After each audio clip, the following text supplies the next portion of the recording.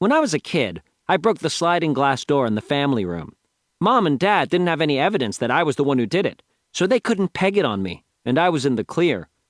But Manny was there when it happened, and 2 years later, he squealed on me. He said, "Bubby would walk at big window." So, after Manny started talking, I had to worry about all the bad things he saw me do when he was a baby. I used to be a big tattletale myself, until I learned my lesson. One time, I told on Roderick for saying a bad word. Mom asked me which word he said, so I spelled it out. And it was a long one, too. Well, I ended up getting a bar of soap in my mouth for knowing how to spell a bad word. And Roderick got off scot-free. Monday. Tomorrow, I have an English assignment due where I have to write an allegory. That's basically a story that says one thing but means something else. I was having trouble getting inspired, but then I saw Roderick outside working on his van, and I got an idea. Rory Screws Up by Greg Heffley. Once upon a time, there was this monkey named Rory. The family he lived with loved him very much, even though he was constantly screwing things up. One day, Rory accidentally rang the doorbell, and everybody thought he did it on purpose, so they gave him some bananas as a reward. Well, now Rory was going around thinking he was some sort of monkey genius or something, and one day he heard his owner say, "My dang car is broke." So Rory's primitive mind raced to formulate a plan, and here is what he eventually came up with. Rory, fix, car. Rory worked all day and all night, and to make a long story short, the end result was not a fixed car. After it was all over, Rory had learned a very valuable lesson. Rory is a monkey, and monkeys don't fix cars. The end. After I finished my paper, I showed it to Roderick. I figured he wouldn't get it, and sure enough, I was right. He only said, "Monkeys don't understand English, stupid."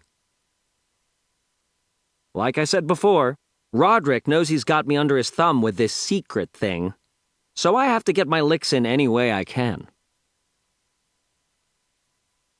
Wednesday. Today was Manny's first day of preschool, and apparently it didn't go so great. All the other kids at Manny's school started back in September, but Manny wasn't potty trained until last week, so that's why he had to wait until now to make the jump from daycare. Manny's preschool was having their Halloween party today, so it wasn't the greatest way to introduce him to his classmates, considering they were all wearing these scary masks. Manny's teachers had to call Mom at work and have her come get him. He was hiding on the top shelf of the coat rack. I remember my first day of preschool. I didn't really know anyone, so I was pretty scared about being around a bunch of new kids. But this boy named Quinn came right over and started talking to me. He said, "Do you like ice cream?" And I said, "Yeah." And he said, "Then why don't you marry it?" I didn't get that it was a joke, so it really freaked me out. An ice cream cone for a wife? I told Mom I didn't want to go back to preschool, and I told her all about Quinn and what he said. But Mom told me Quinn was just being silly, and I didn't need to listen to him.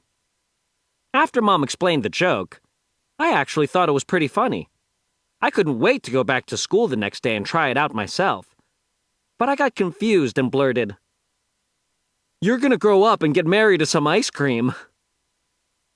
So it didn't really have the same effect. November. Monday.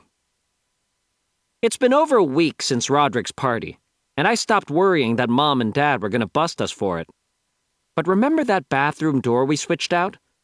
Well, I forgot all about it until tonight.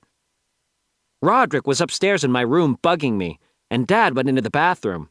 A couple seconds later, he said something that made Roderick stop cold. "Hey, didn't this door used to lock?" I thought it was over. If Dad knew about the door, it was just a matter of time before he found out about the party. But Dad didn't put two and two together. He just said, I must be losing my marbles. That lucky Roderick. You know, maybe it wouldn't be so bad if Mom and Dad found out about the party. Roderick would get grounded, which would be awesome. So, if I can figure out a way to spill the beans without Roderick finding out, I'm gonna go for it.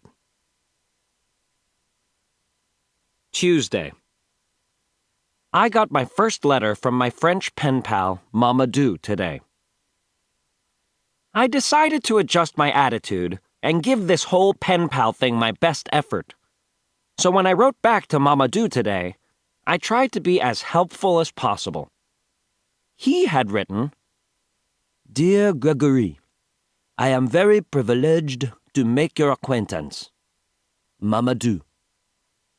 So I wrote back, Dear Mamadou, I'm pretty sure acquaintance doesn't have a C in it.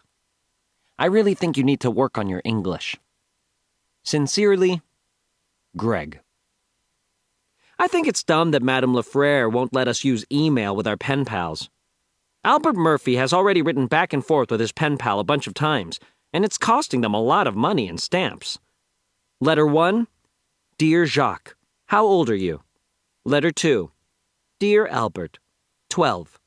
Letter 3, Dear Jacques. Oh. Cost, $14.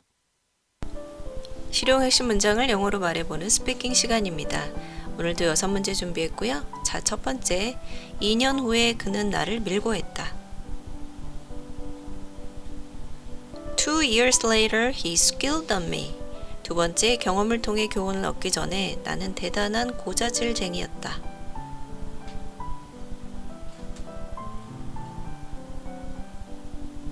I used to be a big tattletale myself until I learned my lesson.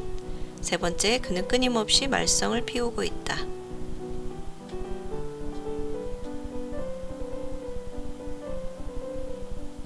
He was constantly screwing things up.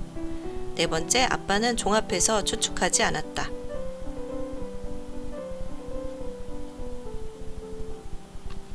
Dad didn't put two and two together. 다섯 번째, 로리는 아주 소중한 교훈을 얻었다.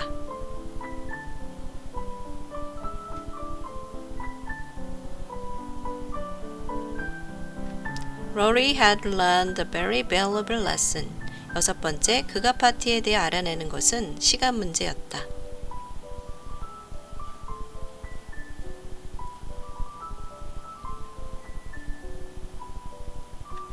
It was just a matter of time before he found out about the party. 네, 오늘은 여기까지고요. 감사합니다.